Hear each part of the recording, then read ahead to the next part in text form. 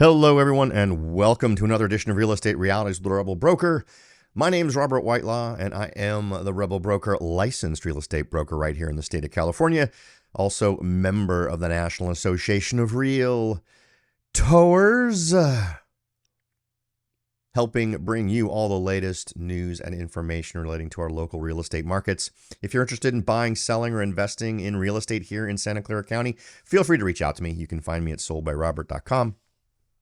You'll also find some great tools right there on the front page of the website in terms of getting an instant online value estimate for the value of your home, plus starting your search right there on the front page. And that tool for my folks who are homeowners, don't feel like that's a thing where you need to do it only if you're thinking about selling your house. It's got some great tools on there on how to manage the equity in your home, different options that you might have. So feel free to check that out. Today, though, we are going to be revisiting. We're going to revisit something that we talked about last year. And this one, I think, affects all of us. It has to do with taxation and immigration in and out. I'm talking state to state immigration here, and how this is affecting us. For those of you who've been listening to the podcast for a while, you know that last year we spent a little bit of time talking about the deficit in the state. And we went from having a surplus in California to the tune of $100 billion, almost $100 billion, to now having a deficit. And when we reported on this way back in 2023, so not that long ago, in May of 2023, I think it was May or June when we did a show about it, we were talking about how that $97.5 billion surplus had been turned into a $31.5 billion deficit. Well, today, and let's check this out. So if you're listening on the podcast, you might just remember this. If you're watching this video on YouTube, you can see that I've got an article that goes back to 2023, May of 2023. That's the one that we covered during the show, where it talks about this $31.5 billion deficit. And it was the money just basically poofed. They spent that 90 whatever it was billion on one-time expenses, that 97.5 billion. A great deal of it was spent on one-time expenses, but now we were left with, a year ago, a $31.5 billion deficit. Sadly, that amount has gone up. I think I also did a podcast later on in the year last year where we talked about how it had now been estimated at $50-something billion. But as of today, and this is the article that I'm referencing here, is from February 20th of 2024 from calmatters.org, and the number is now staggering. It has gone up to $73 billion. So basically and it was a $15 billion jump from the last time we had bad news, right? The analysis office had pegged, according to this article, the 2024-2025 budget deficit at $58 billion in January. So not that long ago, using Newsom's revenue estimates. And he presented his initial budget proposal of $292 billion. So his estimates showed a $58 billion deficit. But when the more realistic estimate was run, it was $73 billion. Now, and then here's something for us to think about for a second. No matter how you slice it, this is the same sort of rigmarole we've gotten forever, right? Since the first politician emerged from the primordial ooze, they have always promised better news than gets delivered, right? So, and even the institutions of the state tend to be off. And when they're off, it's never in our favor. So $58 billion that the governor was selling to us was off to the tune of, it should have been $73 billion according to the Legislative Analysis Office. My guess would be that even the Legislative Analysts Office is optimistic. So if we were to see this $73 billion deficit increase, it wouldn't surprise me one bit. In fact, if it ends up getting closer to $100 billion, in other words, being on the exact opposite end of the scale from our previous surplus, that would not surprise me one bit. And we have to think about this in the context of our world, right? And my world is right here in Santa Clara County real estate. And one of the things that's happening right now is I've seen a big jump in the number of folks reaching out to me that want to sell property in Santa Clara County. I am currently talking to folks where we are actively putting together plans for getting their homes on the market. I have one property that's less than a month away from going onto the market. I have another that's about 2 months away from going on the market. I have a third that depends on, they're going to do some work to it, but you get my point. I have seen a huge uptick in the number of folks looking to get their homes sold. And with only a very few exceptions, what we are talking about here is the reason why they want to sell. And these are folks who are going to fall into the category of people that the state does not want to lose. These are high-income earners who will absolutely be missed by the tax rolls. And then the question becomes, how do we manage that? What does the state do to fix this problem? Now, it's also important to understand that top 1% number for California comes down to about $840,000 a year. So the top 1% earners in California are absolutely earning very high amounts of money per year. Now, having said that, several of the folks I am currently talking to fall into that category. These are folks, in one case, someone who has a ton of patents, for instance, and is sort of an inventor and has created a lot of different things that he's patented. Most of these folks have not fallen into this category, but they are definitely higher wage earners. And once you bring that number down to the top 5%, we're talking about them residing probably within that 5%. Now, why do we care about that? Because it's about the tax base. It's about the amount of contributions going to the state of California that we're going to lose. And we need to try to understand, what is the state of California willing to do to solve this problem? The proposals they've made to reduce spending will not do it, because it's all been based on this idea that we're only going to come short in terms of deficits to the tune of $58 billion, right? That's what the governor is proposing. Now, the most recent news, obviously, is $73 billion. So I'm assuming that that's now going to have to inspire the governor's office to come up with a new budget to deal with that number, and we'll see how that goes. But for those of us who live in California, we know that there is a dramatic willingness on the part of those in control to focus more on the tax collection side than on the spending reduction side. And I don't think that should be a surprise to anyone. Does anyone out there think that it's a surprise that politicians might want to simply tax more than spend less? There's actually nothing more in this article. I've included this because it's maybe when you want to look at it from the Sacramento Bee, where they sort of discuss the fact there's a discrepancy from what the governor says in terms of the original estimate of 30-something billion a year ago to $58 billion this year to $73 billion today. So if this is something that you want to check out, for those of you on the podcast, it's on the Sacramento Bee. The title of the article is California Has Dueling Budget Deficits. Here's what that means and what lawmakers could cut. Next, why Californians are fleeing the state, putting tax revenue at risk. And this is from Fox Business. The state's population dropped by about 75,000. And this is a very recent article. Let me see. I believe this is from, I had the date. Where did the date go? Well, we'll go ahead and just cover the data. The state's population dropped by about 75,400 over 12 months, bringing it to over 38.96 million as of July 1st of 2023, according to the Census Bureau. Let's see here. California had a total of over 399,400 tax returns leave the state, and over 241,200 come into the state in 2020, 2021, resulting in the net loss of 158,200, according to the IRS migration data. The IRS at the state netted over 331,700 fewer people in that time frame. Quote, California is one of only a handful of states that is facing a budget deficit, and one of only a very small number that has seen tax revenues reversed in the past year. Most states continue to see rising tax revenues. And here's where things get interesting. Severe revenue decline that involved a 25% drop in total income tax collections in 2022 to 2023. So, even the most recent years, we're seeing these dramatic drops. California is only one of a handful to have actually raised taxes, while other states have been reducing them. Roughly 40% of revenue that California brings in on a yearly basis from personal income tax comes from the top 1% of taxpayers in the state. So within this article, one point I'm trying to make here is that when California wants to do something or wants to make the budget match, they tend to lean into raising taxes.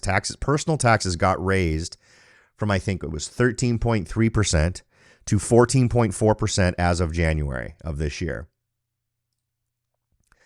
California's deficit is, and this is another article, this is from Bloomberg.com. California's deficit is likely to rise 26% to $73 billion as new data shows that tax receipts fell short of earlier estimates. And again, this is something we talked about in podcasts last year, where we theorized that the amount of shortfall in tax revenues was going to be dramatic.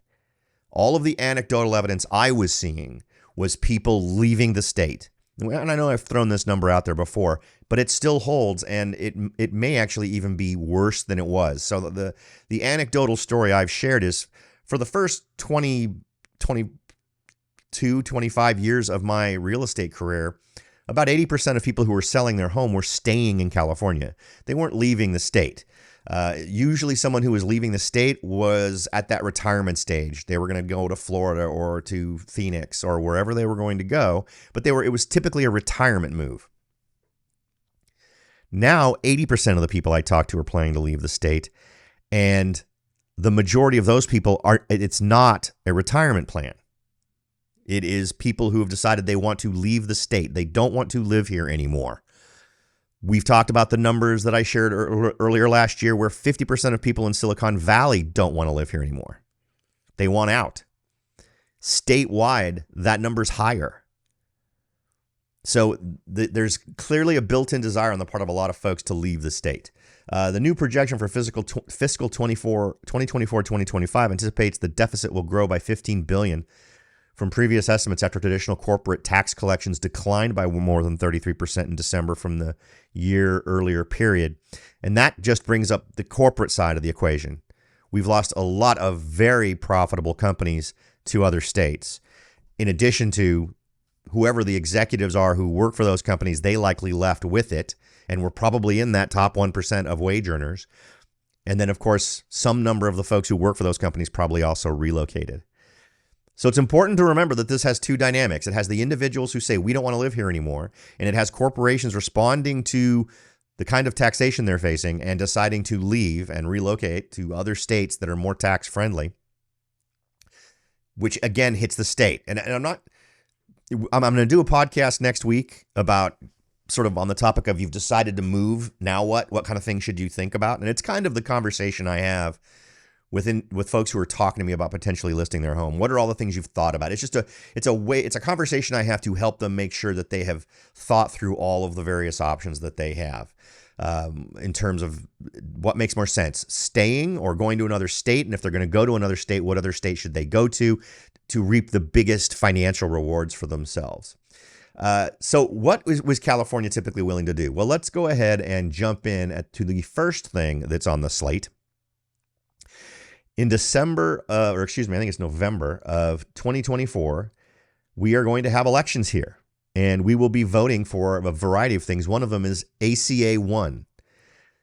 And there are two. There's ACA 1 and ACA 13, and I'm sure that over the next few months, I'm going to talk more about these as we sort of digest what these are going to do. But if you're looking for any indication on the part of what California government wants to do to deal with the budget, this is it.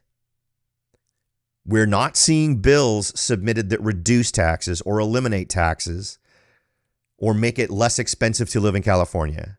We're not seeing a reduction in costly regulations that make gasoline so expensive in California.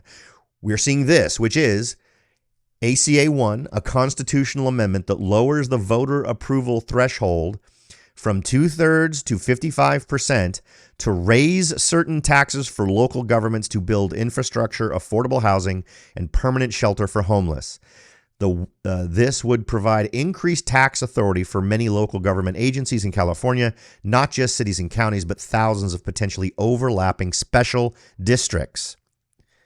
So to put that into context, for those of you who live in California, if you have a city and a county and a special district all deciding to raise taxes, and you happen to be in the Venn diagram location that puts you under the influence of all three of those things, you are going to pay 3 new taxes. This is horrible for Californians who are tired of being overtaxed. And it is going to, and given the realities of what we're facing, where so much of a financial shortfall exists, the idea that we would make it easier for the government to levy more taxes is insane. This is the crack addict who we are having them move into where the crack gets made. This is insane, and insane in a way that isn't even funny to watch happen. This is going to be very unpleasant for California taxpayers, but there's more. As I mentioned, there's ACA 13. This one is a California constitutional amendment, tips the balance against voters on tax ballot measures. It amends the California Constitution to require a higher voter approval requirement for citizen-proposed ballot initiatives that seek to increase protections for adoption of new taxes, but does not impose that same voting threshold burden for tax increases placed on the ballot by the legislature or local government. So just to be clear, it makes it harder for us to get a vote to approve an increase in new taxes, but also imposes that same voting threshold burden for tax increases placed on the ballot by the legislature, right? Now, again, this is all for November of 2024. So they don't need to tell us what they're thinking they want to do to solve California's money problems. They're doing it, right? There is so much back and forth discussion about how are we going to cut the budget. Well, they may cut the budget, but they're not going to cut it enough to actually solve the problem. And what will end up happening is they want to backfill that shortfall with additional taxes. They've already raised taxes for 2024. That's already done, despite the fact we've been facing inflation, despite the fact that there's worries about upcoming recession, despite the fact Californians are having so many financial difficulties. The state raised personal income taxes by over 1%, so that we now have 14.4% as our personal income tax. I was toying with the idea of discussing people who like to claim that Texans actually pay more in taxes than Californians do.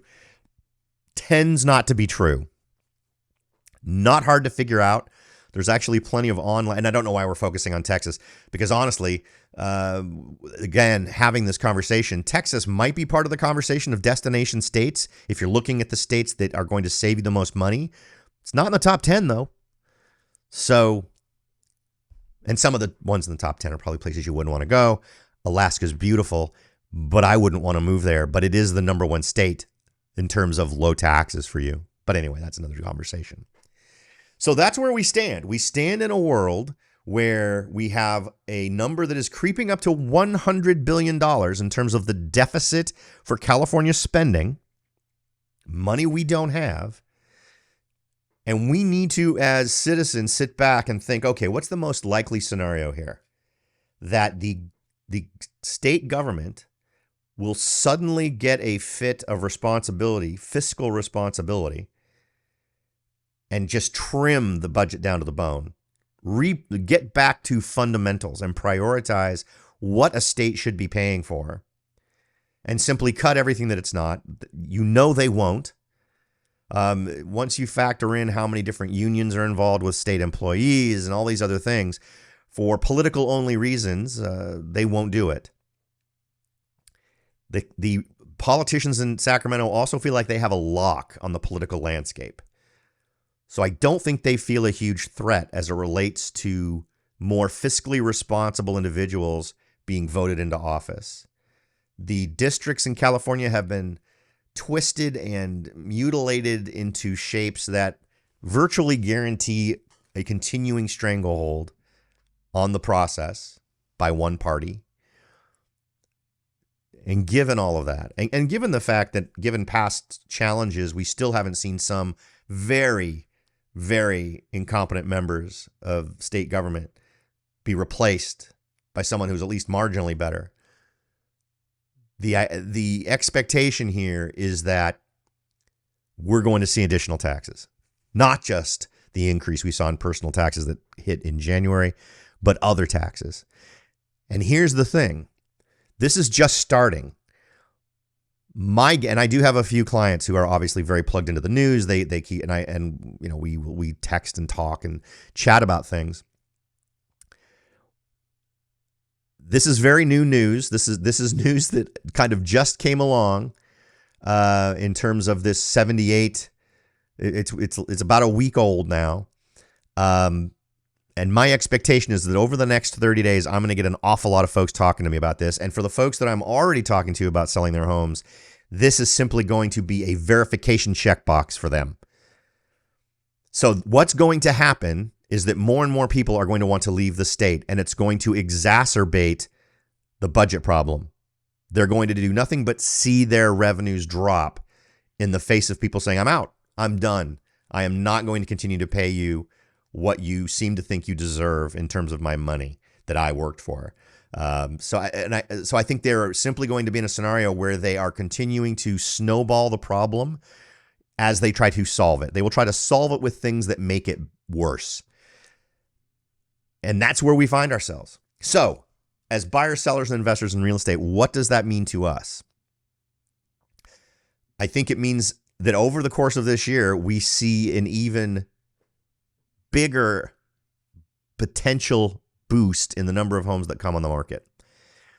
However, even given these numbers, I don't think that it matches demand. There are still an awful lot of people who want to buy a home, particularly here in the Bay Area, particularly in Santa Clara County, right? A lot of people need to get into San Jose and Cupertino and Sunnyvale and Saratoga and all the favorite hotspots, Los Gatos, Palo Alto.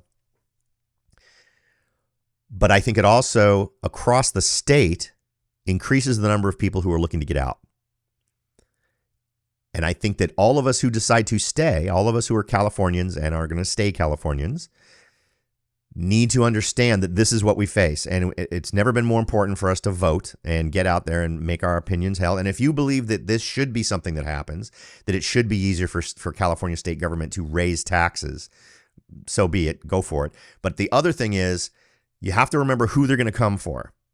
And one other part of this is, if they are given this ability with lower dominance requirements, in other words, they don't have to have a 2/3 majority, they only have to have a 55% majority, you can bet that these are things, and this is being theorized by some folks, that this will be ultimately an attack that is worked to affect property taxes. And this would be absolutely true to form. The state has been chomping at the bit to figure out a way to benefit more from what has happened with real estate prices. So many different local communities have done it by passing new regulations and new rules in the construction of real estate, or how to get permits to get a home built. All of these extra things that cost tons of money have been added on as a way for local and state government to pull more money out of your pockets, but they haven't been able to touch property taxes, because that's sort of considered the third rail of California politics. These moves are clearly designed to pave the way to attack California's 1% property tax.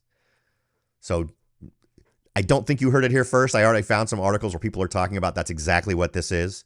This is precisely an opportunity for the state to attack property taxes in California. Very famously, Proposition 13, right? Everyone in California who owns a home, if you didn't know it before you bought, after you bought, you found out what Proposition 13 was and how it protected you from insane property taxes. And this will be the first step towards eroding Proposition 13. I have no doubt about that. And luckily, we've got till December of this year to sort of get better educated and to make sure we understand what we are and are not going to vote for, and in demand that fiscal responsibility at the state level start with spending, not with worrying about how much money you're bringing in. You address the spending without raising taxes, and then you don't exacerbate the problem. You raise taxes and you exacerbate the problem you're trying to solve. So I'd love to hear what you guys think. How many of you are thinking about leaving the state of California because of the direction you think it's going or the direction you see it going? Obviously, there are actions that have been taken over the last 2 years that have inspired an awful lot of folks to leave the state. Not even the last 2 years, the last 10 years that have inspired an awful lot of folks to leave. And I don't think there's any question here. Obviously, no one is stating out loud what I've just said, at least no, aside from the Prop 13 part of this, no one is stating specifically that I can see that the plan will, obviously, because they're telegraphing with these ACA 1 and ACA 13 changes they want to get passed in November, clearly telegraphing what their intent is. Their intent is to raise taxes. It's not even debatable. They plan on addressing this financial shortfall. Instead of prioritizing what they're spending money on, they want to get more of your money. And there are just too many people who will leave. Are you one of them? Are you a state of California resident who is now going to create a plan to exit the state because of this stuff that is coming? And don't forget all the other things we've talked about. Like the state wants to pass a law where they have a exodus tax, where if you leave the state, they charge you a tax to leave the state. No joke. That is something that they wanted to get passed. So I would love to hear back from you. Feel free to comment below if you're on YouTube. Give me an idea of what you're thinking. Are you looking to get out? Have you been looking out for a while? And if you are looking to move out, what was your final straw that broke the camel's back? What was it that said, okay, I'm done, I'm out, I am now going to create a plan to exit the state and move somewhere else? And if you did make that decision and you're fully going to do it, what state have you decided you're going to move to? I'd love to hear that from you. So, and if you're listening on the podcast, feel free to head over to soldbyrobert.com. You can directly reach out to me. You can just click the contact Robert button and send me a message or whatever, or go see it on YouTube, or you can go to the website Sold by Robert and comment on the video as it's posted there.